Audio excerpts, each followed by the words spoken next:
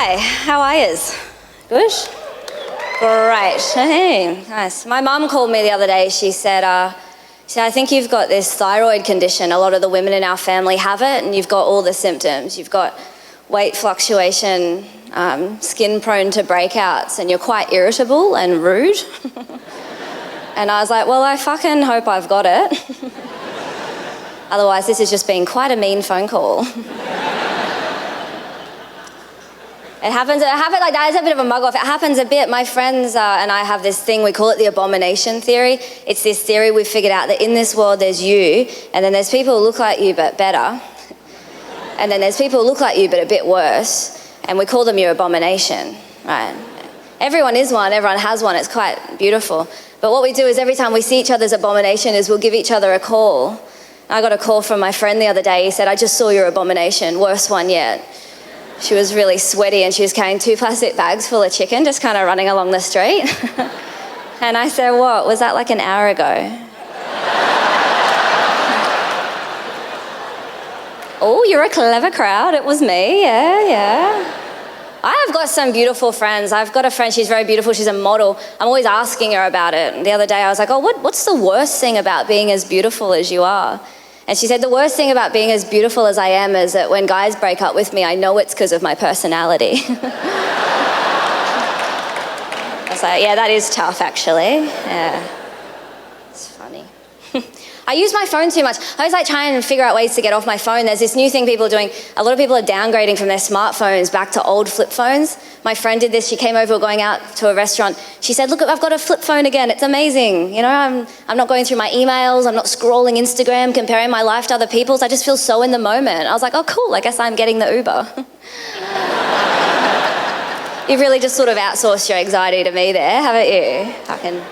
It's annoying being online. It does make me very anxious. There's always people fighting. There's always people on one side of the argument, you know, or the other. And it's like, you're probably both wrong. You can be wrong on either side of an argument. You know, for example, a guy who's anti-breastfeeding in public, bad guy, right? But a guy who's really, really pro-breastfeeding in public, also a bad guy. Just really wants to free the nipple.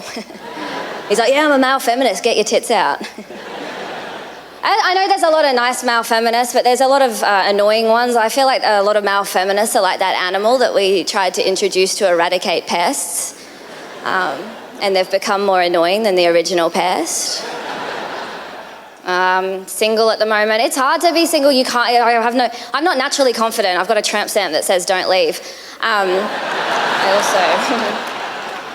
I also don't know what to do sexually. I don't know, I'm boring. I guess for me there's like 4 basic sex positions. It's like guy on top, girl on top, guy from behind, piss in each other's mouths. But then what?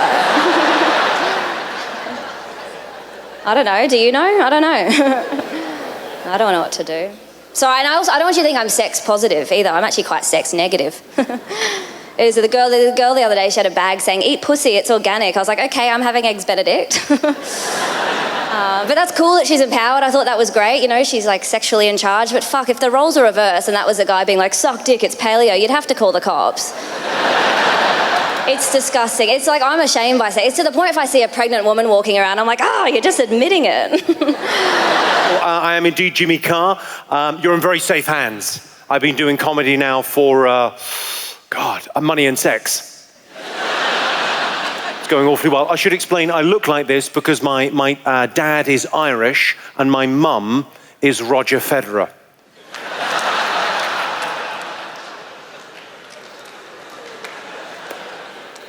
Speaking of looks, we were watching proper BBC News and Liz Hurley came on the news. Not like that, obviously. Please. She was on the news and she was promoting some new TV show that she's involved with, and they did this thing, I think they'd only get away with doing this on the news. They put her age after her name as they were interviewing her. They said, Liz Hurley, 50. And my girlfriend turned to me and said, I hope I look that good when I'm 50. I said, you don't look that good now.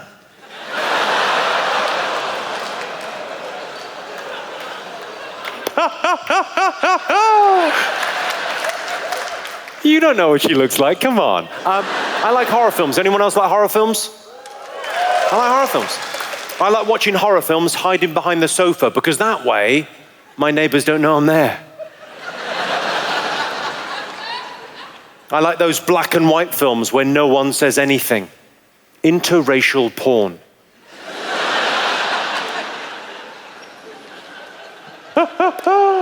How do they get all those drugs into our jails? I guess they're smuggled in by some arsehole. Last time we had a white Christmas, I made snow angels. I skidded on some ice and took out 3 pedestrians. I got talking to a North African girl in her native language for hours. We just clicked. Anthropology jokes, everyone. Come on. Now, what a lot of comics do, and I don't know whether anyone's done it this evening, but a lot of comics lie to the audience. They'll tell an audience, I've recently broken up with a girl, she's left me for another guy, and I'm heartbroken. And the reason they do that is to elicit sympathy from attractive female audience members, so then after the show, they can try and get talking to them, they've got that sympathy in, and they can try and pick them up and ultimately try and have sex with them. Rest assured, I would never do that, because I think it would be disrespectful to the memory of my wife. My girlfriend and I recently had a proper conversation about pornography. Some of you may share her sentiment. She said to me, I don't get porn. I've never really got porn. Why would I want to watch 2 people have sex? I said, 2? People? You've lost me. The first time I had sex, I wanted it to be special. Well, not special, but consensual. I actually didn't lose my virginity until I was in my 20s, and really the reason was being fussy. Most women are really fussy. And what made it worse was my best friend lost his virginity in the 10th grade, which would have been pretty cool, but he was homeschooled. It's not as bad as you think. Hot mom.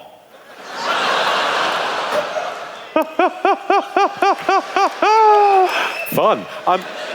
When a man changes his Facebook status from single to in a relationship, I think it should say, under new management. I don't like spending too much time with my girlfriend's family because her husband is getting suspicious. I find most young women make a lot of noise in the bedroom. I guess they're not expecting to see anyone at their window.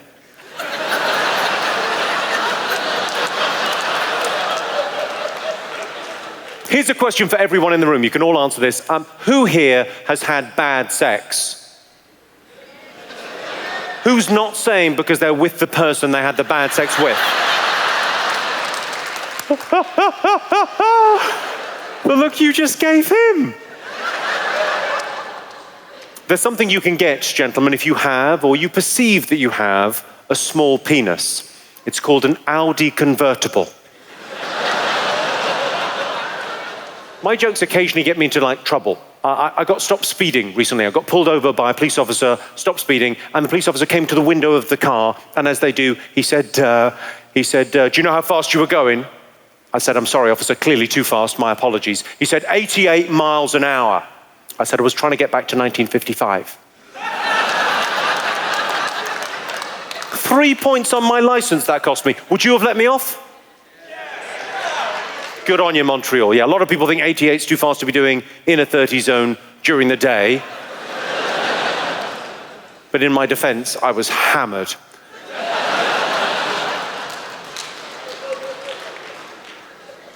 I'm currently raising money for charity. Well, I'm currently raising money for a sex change operation for my brother. I don't want to go into too much in the way of detail. Suffice it to say, it is the ultimate practical joke. He's going to wake up the morning after his bachelor party with a terrible hangover and amazing tits. It's going to be huge. As you know, I am from Montreal. And I also have a 3.5-year-old, so that's exciting. Yeah, I have a 3.5-year-old. I had a daughter when I was 44. Yeah. Which is weird because I'm 38 now. And no, her name is Ava Ray Economopoulos. I've already explained to her that the Economopoulos is silent. And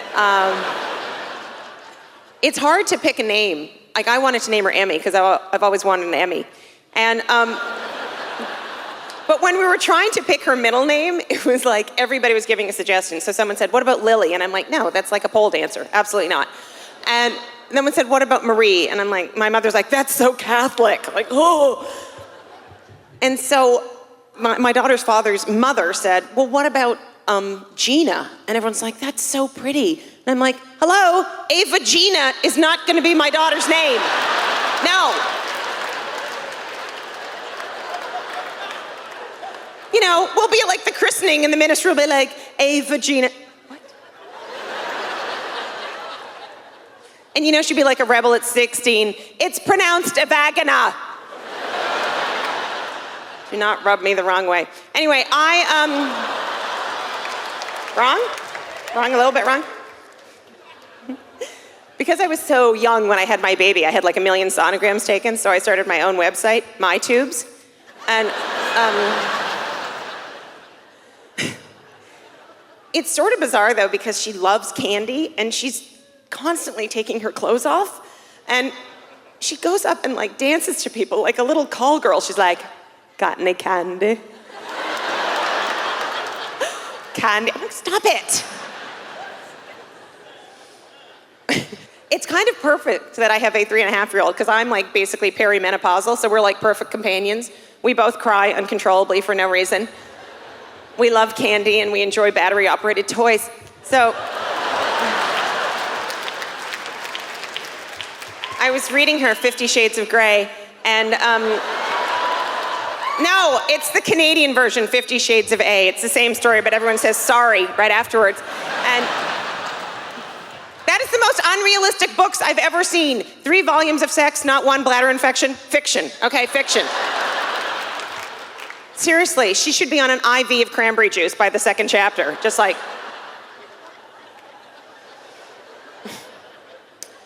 So my mother is like, basically, she's going deaf, and Ava came up to me and she goes, Mummy, is it vagina or pagina? And my mother screams from the bedroom, it's in Saskatchewan! Totally ridiculous. So I had my heart broken recently, and I started to listen to Adele on my Crypod. And does she have the saddest voice in the entire world? And the weirdest thing is she has like the voice of an angel, but she sounds like Snooki when she talks. Have you ever seen her? She's like, I don't know how she would ever get. First of all, I played Someone Like You so many times in a row. The couple below me broke up, and newlyweds, so sad. But it's so depressing. How does she ever get through a recording? Can you play that back for me? The sound engineer killed himself, Adele. We cannot. So my little baby girl, I just realized he's a 14-year-old, and I've said vagina 50 times, but you don't know what that is. Yeah, no, okay, I don't want to know. I don't want to know in any way. I was trying to think of something, and it's too dirty to say in my head. I love these women who have like, have you seen the women with the double strollers, the twins? And then they have the 3rd child stroller underneath, which should just basically be shaped like a therapist chair because, you know, they've forgotten that they even have that child. That child has had Loblaws bags thrown on its head. It has been staring at baby bum its entire existence. It's just. So Ava's having a complete meltdown the other day, and she's just like crying hysterically and like in this totally humiliating way. And all of a sudden she's crying, and she you know, they're able to like stand up and like throw themselves down on the ground and then get back up again. Anyway. So I said, Ava, you have 2 choices. You can either stop crying and have a popsicle, good motivation, or you can just go to bed right now. And she goes, is there a 3rd choice? People say very strange things to me because I've obviously had my daughter older. So I was in the park, and this woman comes up to me and she goes, are you the lady who play on Sabrina the Teenage Witch? And I go, thank you. All right, nice plug. And I go, yes, I am. She goes, you are my most favorite character. I love this program so much. Is this your grandchild? And I'm like, I go, no, but I'm glad that people on your planet enjoyed it, wherever you're from. So I go home and I tell my sister, I tell her what happened. She goes, oh my God, did you slap her? I'm like, no, I felt that was a bad choice, really. I just said to her, you gotta let that stuff go. Just forget about it. I went home, I called immigration. I haven't seen her since. And that's how it's gotta work. My name is Graham Clark. And this is the beard that I grew because I was done with employment and also intercourse, right, ladies?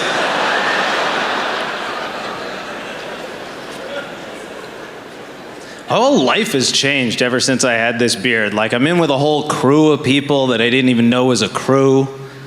Like, I'm in with homeless dudes like you would not believe.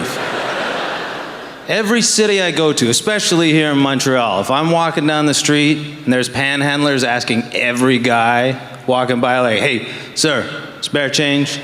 Yes, spare change? Sir, spare change? And then I walk by, nothing. Just like a quiet respect, right?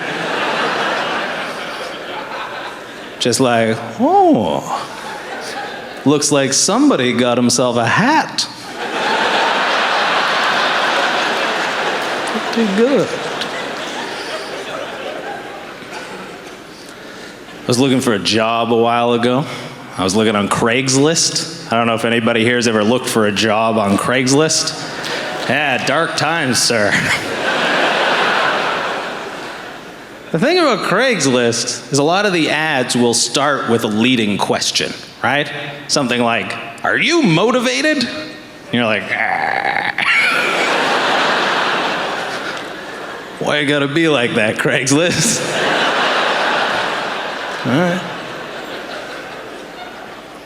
The thing that's great about Craigslist is they'll break down the jobs that are available by category, right? So you've got like government or labor or not-for-profit. And then down near the bottom, you have just part-time jobs. And then underneath that, you have a category called etc. You've accepted your fate if you click etc. It's like super specific, right? Must be physically fit. Must be able to lift 170 pounds and keep a secret. Jesus!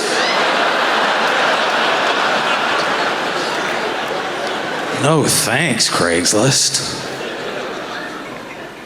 So I don't have a job, so I got time. I got lots of time. I watched a documentary not that long ago that said that Earth is running out of helium. Did you know that? You knew that? I didn't know that. I was a cockeyed optimist. I had no idea. Helium forever, that was my slogan. I didn't know. And apparently it's a gas that's used in like life-saving procedures and it's used in medical research. And like, look, we're running out of it and we're gonna have a lot of hard conversations to have with the next generation, right? Stuff like, why is everything on fire all the time? What's an otter, they'll ask you. But explaining to a kid that needs helium why there's no helium left, oh. That's gonna be a tough conversation. Because the kid's gonna ask you, tell me again, what happened to all the helium? And you're gonna have to go, wow. Listen, we mostly used it to fill up balloons.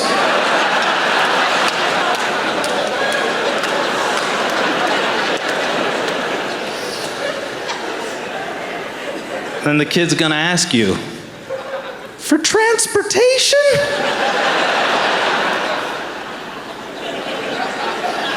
Not even close. No, we would fill up balloons and just give them to each other to like cheer each other up. Sometimes they'd say get well soon right on them, which is ironic because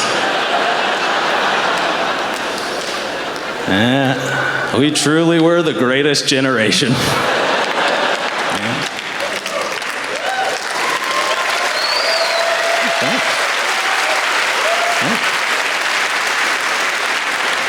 But then the kid's gonna ask you, and that's all you did with the helium? And you'll have to say, no. No, sometimes we would just breathe it in to make our voices go high. It was hilarious. I wish I had some helium here so I could show you.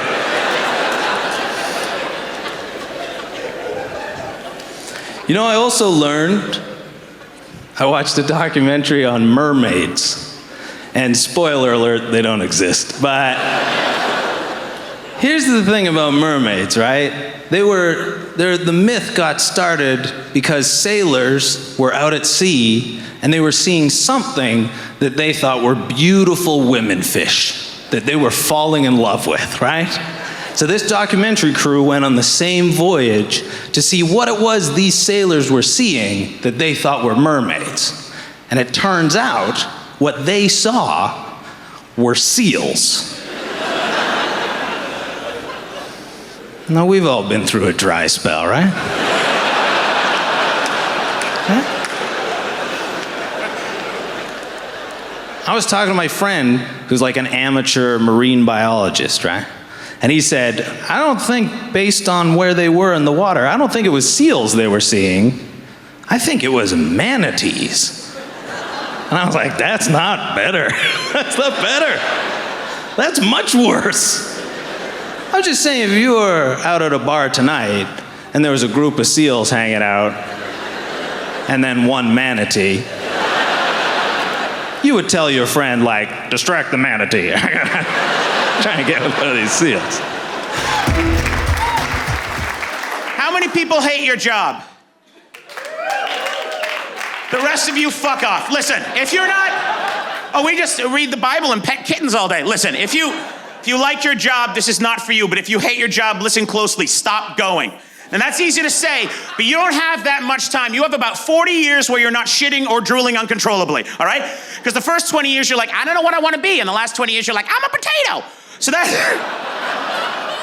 time in the middle is the good stuff. Don't give up your life for pieces of paper with numbers on it, okay? Every dollar you earn should have a picture on it of what you had to do to earn it so you value your time more. All right, every $20 bill should be you standing at a jam photocopier or sitting in traffic or jerking off hobos under a bridge. Every paycheck should have how many hours you have left on earth till the natural termination of the life of a human being. So instead of waiting to 65 to retire, you retire at 45, go live on a beach in Thailand and smoke a block of hash the size of a 9-year-old. That's what you should be doing with your time. That's what you should be doing. Because let me tell you this, every empire has slaves, ours just make a decent wage. They don't care about you. When you're a kid, they tell you you can be anything you want. You could be an actor, you could be a president, you could be a race car driver, but they never tell you about the bad shit.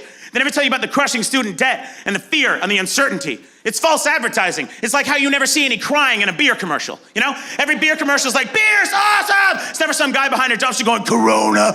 So we believe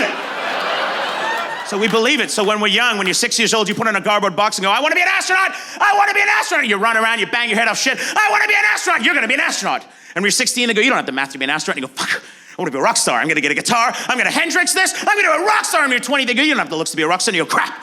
I'm going to get a good job. By the time you're in your 30s, you're like, I want a barbecue. Because they steal. They steal from you every day, and it's not okay. All right, you know that feeling in your chest you get where you don't feel right, and you don't know why, and it lasts for a week or 2 weeks, and you go see a doctor, and doctor goes, you're sick. You need lorazepam and Effexor and Zoloft and Paxil. You're not sick. You're normal. Because this is wrong. This is all wrong. You shouldn't have to put up with this. When that woman comes in your work, goes, this latte's under 12 degrees, it's supposed to be under 13, like I get what I want, it's really weird. You have to apologize to her and remake. You should be able to throw shit at her and climb a vine and swing off, but you can't. You can't. Because Timmy needs braces, and everyone in here should be able to throw shit at one asshole once a year, no questions asked. You want to fix the world? That's how you do it. No one will cut in front of line in front of anybody ever again because it's only July. What if they haven't thrown shit at anybody yet, you know? Old people will get respect because they got a turd hand grenade strapped to their leg so you can listen to Grandpa's story about how he got that chicken salad sandwich half price. Admittedly, New Year's Eve's going to be a bit of a shit show. But other than that, I don't know when the flag of surrender went from being white on a pole to a pair of khakis hanging out the window of a minivan with those fucking stickers on the back to tell you how many people are on board. What happened to us? I don't know where it went. And listen, I know you're like, thank God the white straight male living in Canada is here to tell us about the troubles in the world. Yeah, I know. By being in this room, we're the 1% of people on the planet that has shit. You live in a great country. You know how you know that? You're not on fire right now. I don't know. Like, they have a legitimate problem. I couldn't imagine. I was asked to do shows in Africa. How am I gonna sell my self-righteous, indignant white guy rage in Africa? How am I even gonna do stand-up comedy in Africa? Hey, how's everyone doing tonight? My brother was eaten by a leopard. My feet hurt every day, but please tell us of your problems, fat man. Like, I understand it. I'm gonna tell you this. They have a thing in Africa called the African dickworm. I'm gonna repeat that because when I said it, every guy's mind went blank and they just said, ah! What it is this parasite that goes in your foot, hangs around one day, probably at a dinner party with your boss, comes out of your wang. Yeah! Look, I don't care how bad you think your day was. I don't care if your car broke down and someone jammed your stapler. Unless you have an African dickworm, you can never say screw my life ever again. It's a freaking dickworm, okay? Next time your friend's like, this iPhone's a piece of crap, just knock him aside and go, dickworm, and run away. So there ain't shit you can say to dickworm. Hey boss, I got to call in sick. Let me guess, you got the flu? I got a dickworm. Never come in again ever. Why are we talking?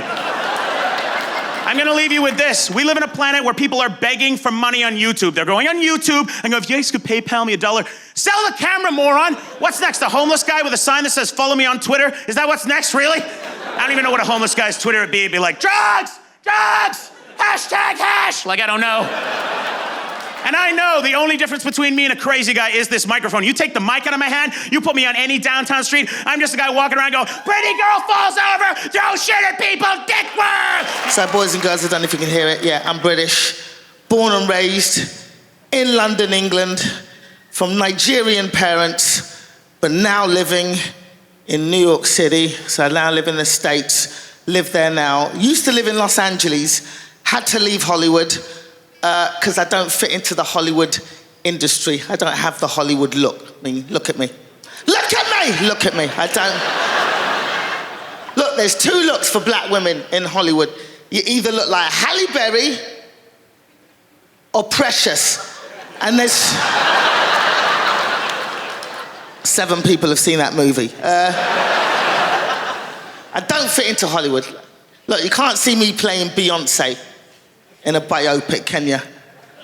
I could even play Beyonce's friends, or Beyonce's mum, or Beyonce's mum's friends.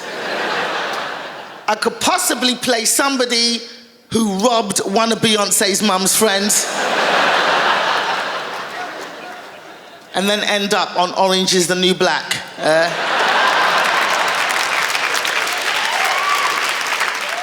So I'm from London, African parents. I'm looking forward to the next Olympics in Brazil. I'm looking forward to that. It's going to be fun.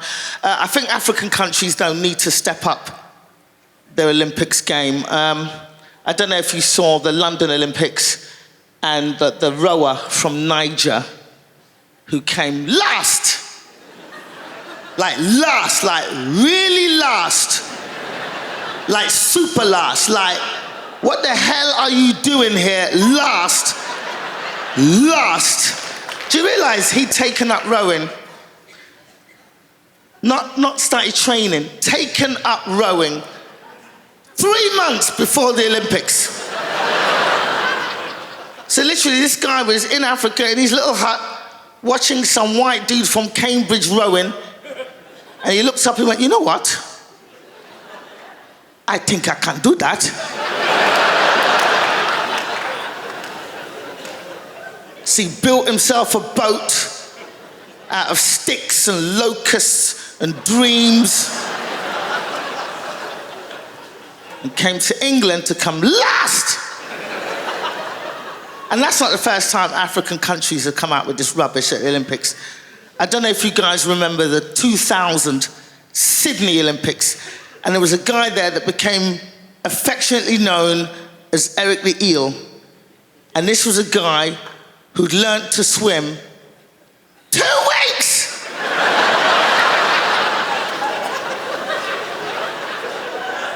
Before his country saw fit to send him to the Olympics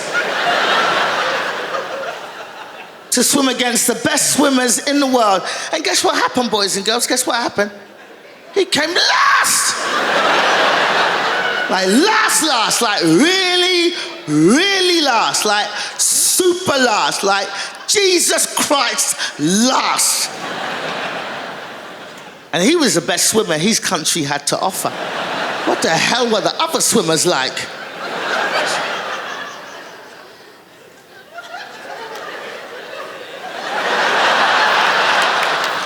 Muzumbe, you are not supposed to drink the water. Help. Help. Help my country.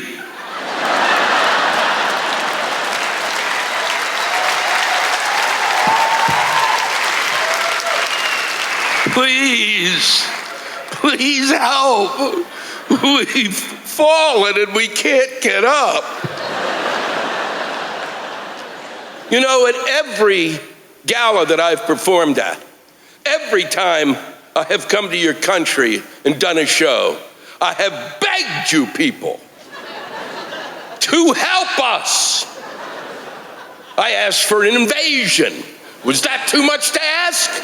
An intervention, anything. And now look what's happened.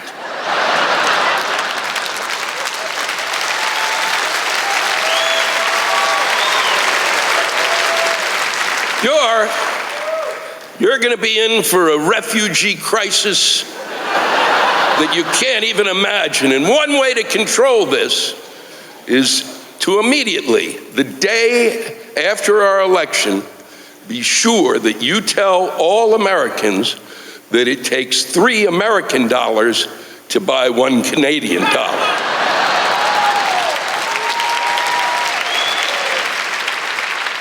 Now, I can remember the precise moment in time when I realized that my days in comedy were almost over now. And that was when I turned on CNN, which I think is an important channel for all of us to watch, at least 5 minutes a day, because it'll give you a good idea of what it's going to be like when you have a stroke. Now, standing there in the background was Donald Trump, and at the microphone was Sarah Palin. And I looked at that image and I thought, how am I supposed to make this funnier? How do you satirize something that is already satiric? My country is now living at the intersection of reality and satire. We are living in fictional times. I pick up a newspaper, I write, and I look at that newspaper and think, son of a bitch, why didn't I think of that?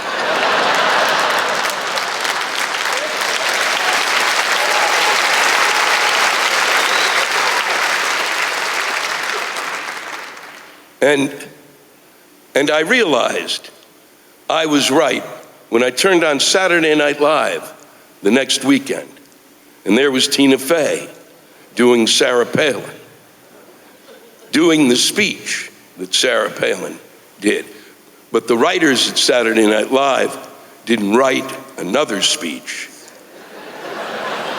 They just gave her Sarah Palin's speech.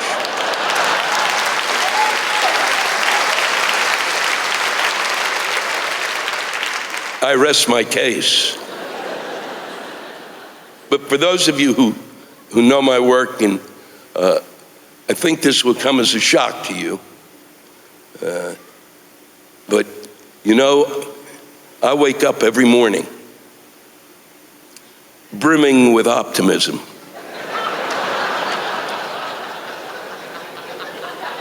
I wake up every morning thinking that today is the day that my country, with all that it possesses, all of the things that we have, everything, this has got to be the day that we finally get it right.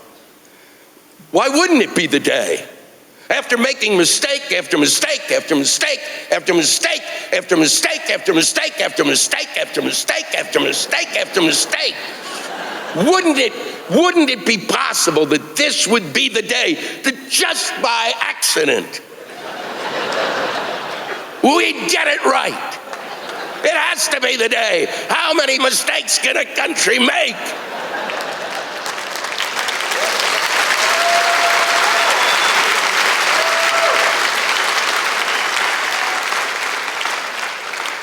And so I sit down and I grab my cup of coffee and I look at the front page of the newspaper and go, son of a bitch! Maybe tomorrow. I have some very exciting news. I just got married. Thank you. It's a real marriage. It's a fresh marriage. Who's married here? How long you guys been married for? 4 years? So sex is still good? Oh no. Okay, so the sex is bad because you don't even know how long you've been married for. Great.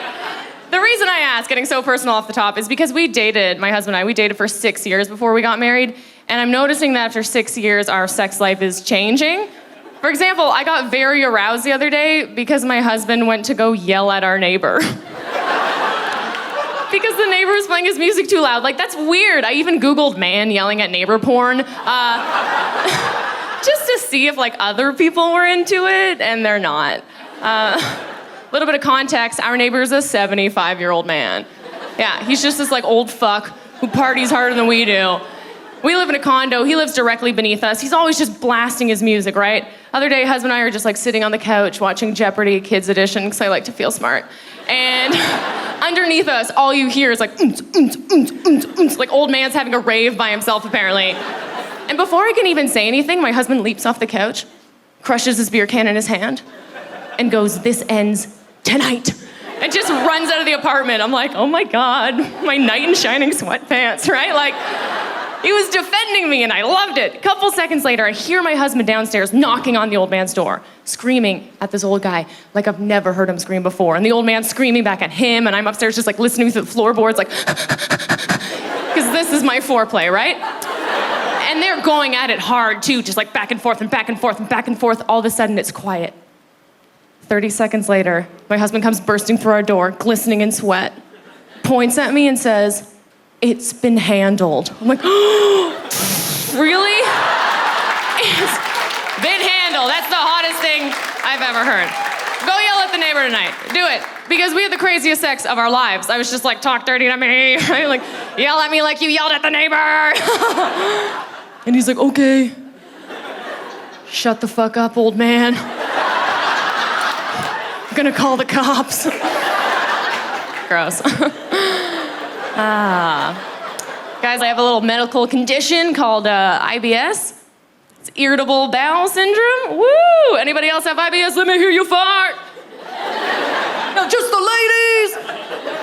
Just me? It's cool. It basically means like my butt's on the fritz. It's broken. I have a broken butt. I'm almost always shitting my pants.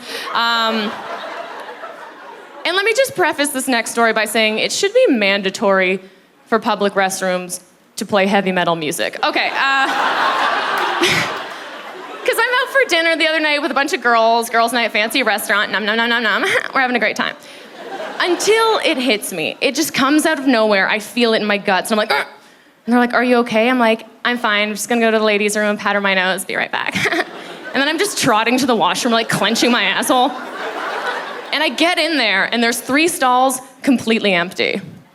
Isn't that a blessing? When a public washroom is empty, I just point to the middle stall. I'm like, I'm gonna ruin you, right? Just kick it down, hike up my skirt, ready for some sweet relief. Just as I'm about to go, I hear another woman walk in. I hear her little high heels against the tiles, just like ding, ding, ding, ding, ding. And she sits next to me, and I'm like, it's fine, I'll just wait her out. 10 seconds tops, right? But then another woman walks in, just ding, ding, ding, ding, ding, sits on the other side of me. And now all 3 of us are just sitting there in complete silence, just waiting for the other woman to make the first move. Except, I don't know what happens in that situation. Like, nobody backs down. We all become trained spies or something. 5 whole minutes goes by, and I'm like, am I in a Mexican standoff right now? Like, is this how I die? Finally, the woman to my left lets out the tiniest fart. Just this little accidental. and then all of our assholes explode, just like that. She's like, ba ba ba ba ba pew pew pew pew. Right? Just sounds like a massacre is happening in there. One woman's trying to cough to cover it up. Like, it's like, I'm prison flushing it, trying to suck the smells out. Another woman singing like la la la la la la la. I finished first, by the way, so I guess I won the standoff. Thank you. Oh, wow. Oh, my gosh. Fun little shit story. I'll leave you guys with this. I recently got a gym membership. Can you tell? Check these glutes out. Don't look at my glutes, pervert. No, I did. I got a gym membership, and it's been great because the other day I actually had an orgasm at the gym. Good night, everybody. No, I did, and it happened organically. I wasn't just like jerking off in the showers after. I was taking a spinning class. I don't know if you've ever taken a spinning class before on like the stationary bikes. I'd never taken one, but all my girlfriends are like, you gotta do it. I'm like, okay. So I get to this class, and I get there about 5 minutes late. At this point, whole class is full, except for one bike at the very front in front of everybody. I'm like, ugh. So I run in, and I get on the bike, and I sit down. And as I'm sitting down, I realize I have a terrible wedgie. Like my underwear is like launched up my butt. And it physically hurts to sit down properly. But I'm like, I can't pick it because then everybody in the back of the room is gonna be like, look at that asshole picking her wedgie, right? So I was like, okay, I'll just like perch myself forward, right? So I just kind of like tilted my pelvis like this on the seat and I start pedaling, right? I'm like, this is fine. And about 5 minutes into the class, the hot instructor is like, okay, we're gonna do sprints. We're gonna go really, really fast. I'm like, yeah, you got it, right? It's like 3, 2, 1, go. I'm like, okay, this is fine. This is great. This is, oh my God. Because your clit is just hitting against the seat like, just smashing in there. Oh, and it feels good, right? And of course, the hot instructor's right in front of me in his little spandex ensemble, and his dick's right in my face, just like, da, da, da, da, da, da. I'm like, ah! I'm just trying not to look at him. I'm like, think of gross things, think of gross things. But then I can't handle it anymore, and I just connect eyes with him, and I'm like, help me. I can't do this. He's like, yes, you can do it. Pump it, work it, faster, harder, stronger. Go, go, go, go. Sweat it, almost there. You're almost there. Bop it, twist it, pull it, right? Some like random hip hop song is playing in the background like, oh, bitch, you sexy, you super duper sexy. And I'm like, I'm in a rap music video. Woo! And then finally, when the sprint finished, so did I. My name is Omid. I'm a British Iranian. People often call me, because I'm from the Middle East, they call me sexist and misogynistic. You know, usually women call me that, you know, and what do they know? They're not even men. But I will say, women are better than men at everything. I tell you what, a woman can find things, you know. A man always loses things. I'm always losing things. I'm always going, it's gone. This is what, it was here, it's gone.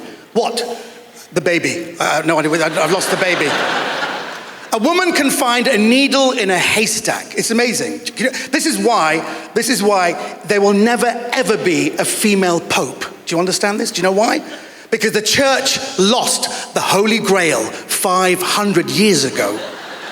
The last thing they want is a female pope showing up at the Vatican, opening up a random cupboard going, there it is. There, the Holy Grail. It's been there the whole time. Oh my God.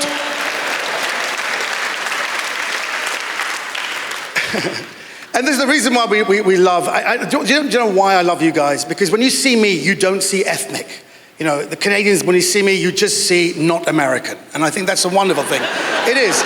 It's wonderful. Because Americans are very talkative. They kind of overshare. I was in America a month ago, and the first day I was there, a guy goes, hey, Omid, you know, my mom was an alcoholic. Yeah, when I was a kid, she used to put me in a box, you know, and lock it. So I don't feel too good in confined spaces. You know, also big, wide open spaces, a lot of people. I don't feel too good in my skin. You know what I'm talking about? Sorry, could you just stamp the passport and let me in? I haven't got time for this. It's crazy. And we don't need to fill out a work visa to come in. Do you know, if people don't understand, when you go to America, I had to fill out this American work visa. They ask you questions, there's 30 of them, and you have to take them seriously. If you mess about with one question, they will delay your visa by 2 days per question. My visa was delayed 3 months. I'm not kidding. These are real questions, okay? Question number 15, American work visa. Have you ever ordered, incited, assisted, or participated in genocide?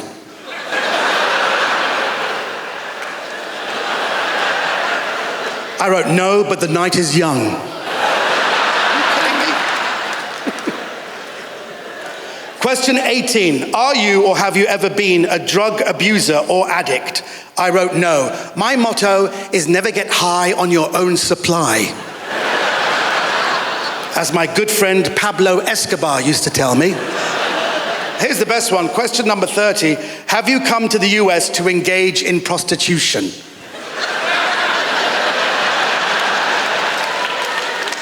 I wrote, yes, but I don't do anal. You see, it's crazy. It is crazy. And the reason, and people think, I'll finish with this, people think, the Middle Easterners, they think we're crazy, nutty people. No, we're just a bit excitable. We are. And do we have any soccer fans here? Any soccer fans? Have you seen Egyptian soccer commentary? It's amazing. They go nuts when they watch the English Premier League. They go, goal, goal, goal, Giroud, Allah!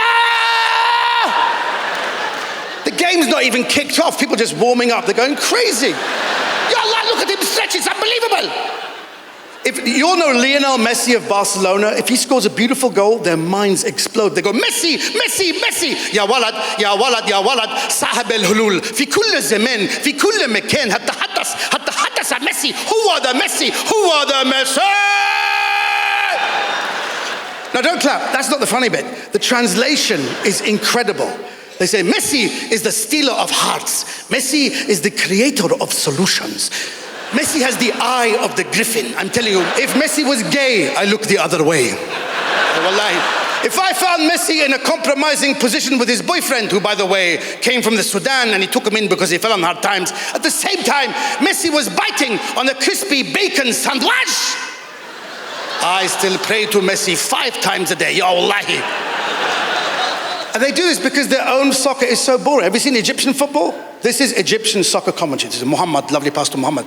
Muhammad back to Ahmad. Ahmad 1-2 with Muhammad. Muhammad, Ahmad, Ahmad, Muhammad. Muhammad throw a goal shot. What they say by Ahmad. Muhammad, put it away. That's it. That's the end of the game. We now go pitch side, speak to the manager. Muhammad, what a great game that was. Well, thank you, Ahmad. I'd like to dedicate that goal to my wife, Muhammad Ahmad. And to my daughters, Muhammad Ahmad, Ahmad, Muhammad.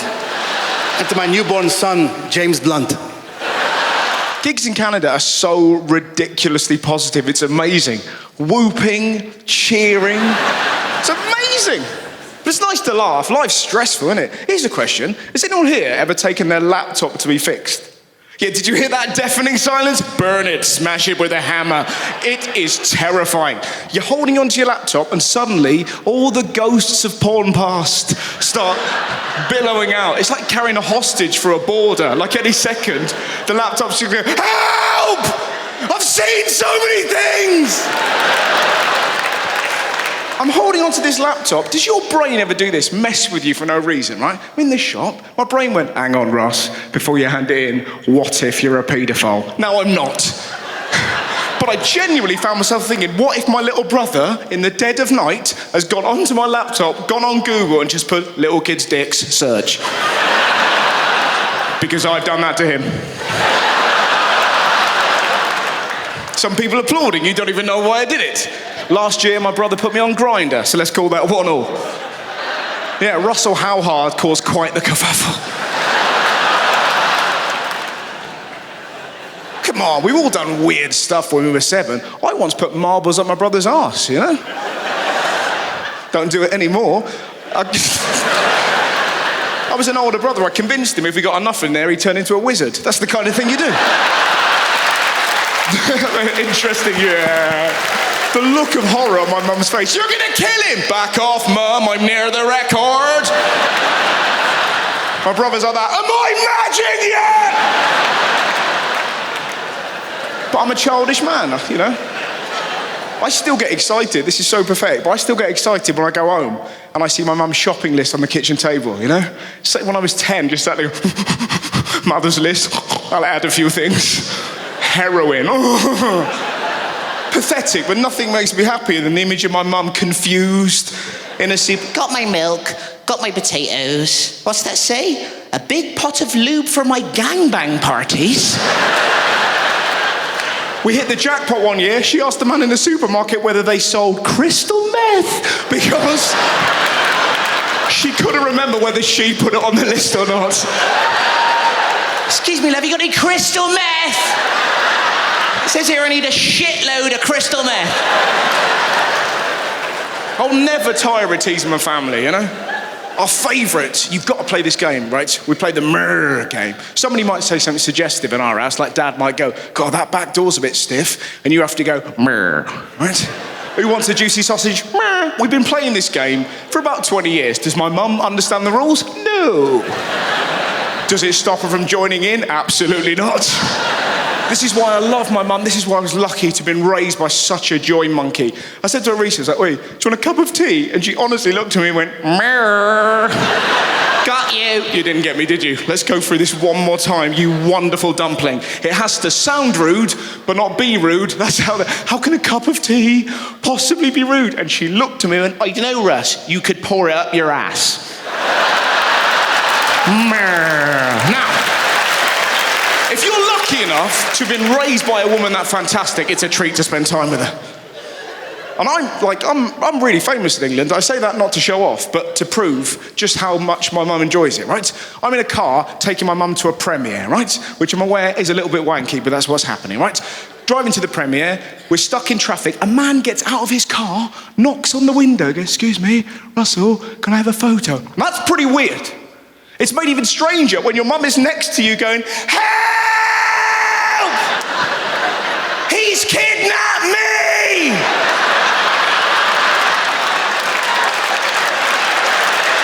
Help! Feel all the mums applauding. I quite reasonably said, Mum, why did you do that? What was her reply? Because I'm 57 and I don't give a shit.